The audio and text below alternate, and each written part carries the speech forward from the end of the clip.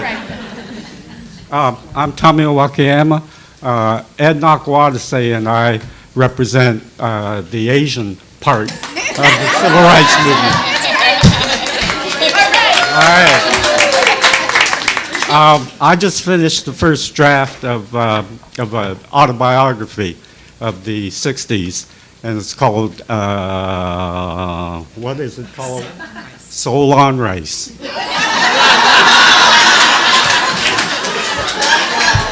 And I owe Brother Ed that title. It may stick. Yes. I think it's going to stick. I like it. We like it. We like it. Okay.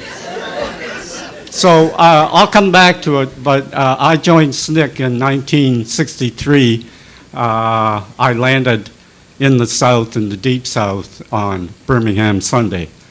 And I'll get back to that later. I joined SNCC in '63. Foreman had me as a janitor. Yeah, wanted to test my bona fides, clean out the garbage and everything. And so I did that, and he went back to doing some work. So I said, well, okay, I'll drive you home. Now, Foreman had a formidable unit. Okay, no, I'm just saying. Okay, we'll just, all right. So, chauffeur, eventually photographer, and I go to you. Violence against black folks trying to vote was not just an isolated incident. It was part of a pattern of institutional racism. That's what these things did. Then we had the print shop, which you were also involved in at some point. Yeah. What I most remember Tamio for, Mark Suckle, was Tamio becomes the photographer, which he'll talk about. What I remember about Tamio was that he would go into the darkroom, and 5 days later, he would come out, and he would have this beard. His eyes were red. Poor child. And then there were the campus organizers. We had people organizing on HBCUs, not called that then, the Black Campuses. So, and then this is my last point, and I'm going to stop it.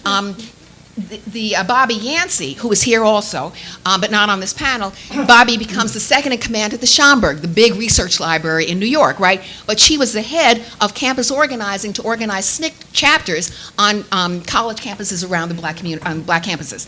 So, that was that. Okay. I'm finished. Okay. All right. We'll come back for questions and answers, so I'm trying to get everybody to present so that you can ask your questions, so we'll have time for that. To me. I think I'm going to have to slow this down a bit here. Oh, was I talking too quickly? I'm sorry. And Judy's fast. Okay, I'm taking you back to 1963. I just finished 3 years of university. I'd fallen in love for the first time, but she was having nothing to do but with it. So my heart was broken, and I went home to lick my wounds. And I was living in a little town called Chatham, Ontario. It's about 50 miles north of Detroit. Incidentally, it was the terminus of the Underground Railroad. And from 2 blocks from my house are 2 churches with historic markers, designating John Brown, end of slavery. Okay, so that summer I borrowed $800 from my mother and bought a blue Volkswagen Beetle, which many of you will remember. And that allowed me to get a great job in Chatham at that time.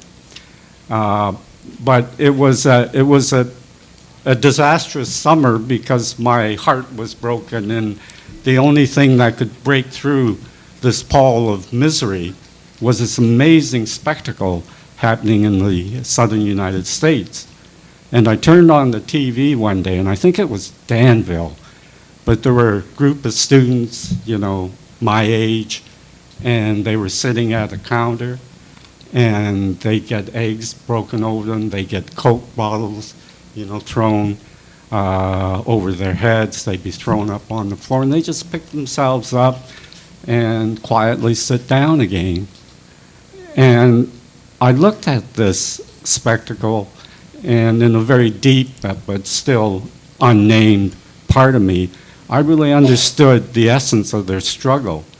Now, why that resonated so profoundly in me was that I'm a Japanese Canadian, and I was born in 1941, and before I was a year old, my country, my government, had decreed that I was an enemy alien, and my mother carried me in her arms into the cattle stalls of Hastings Park, which is the PNE, Pacific National Exhibition, big state fair. And we spent a few months there, moved into I'm sorry, was that an internment camp? internment camp. Yeah, we went into an internment camp. And after the war, we were refused entry. See, people are really surprised that this happened to Japanese Canadians. And in a lot of ways, it was worse than what happened to our American brothers in the States. So after the war, they tried to send us back to Japan, which for me was a foreign country because I'm born in Canada. So we eventually found ourselves in Chatham. Okay, so back to that summer, and so at the end of the summer, I said, well, I've worked hard all year. Before going back to finish university, I'm going to take a short vacation to the south. Now here I am, this like dumb kid from a little farming town in Chatham. I knew nobody, had no contacts, didn't have a clue what I was doing. But I drive south in my little blue Volkswagen, and I'm in Nashville. And as my wife will say, is I'm a lousy tourist, and if you've seen one impressive state building, you've seen them all. So I was going back to my car, and I'm thinking, well, what the hell am I doing so far away from home? I think maybe I'll just go back. And then the radio flashed and said that a bomb had gone off in the 16th Baptist Church. 4 young children were known to have been killed. I checked my map, saw it was about a 200-mile straight south drive, so I headed south. And I hit the deep south. I crossed the border into Alabama, and I remember this Gulf station. I pulled in there for some gas and some coffee for me, and I finished up and was going to go find me a bathroom. And that was when I first encountered the first of many existential dilemmas, because there was 2 bathrooms, one marked white and one marked colored. So anyway, I get down to Birmingham, and I'm immediately, got lost in this kind of ritzy area, and I'm surrounded by a bunch of black people because they're pretty upset, and I'm surrounded, and I know I can't outrun it, so I get out, and they're momentarily stopped because I'm not black, but I'm not exactly white either. So in that momentary... Keep your hands still. Oh, okay, sorry about that. So I say, I'm a student from Canada, I'm going on a vacation in Mexico, and could you direct me to the YMCA in downtown Birmingham? So they said, well, you go this route. And he said, but you get there in a hurry because there's no night for you to be wandering around Birmingham. So I find the main street of Birmingham, and it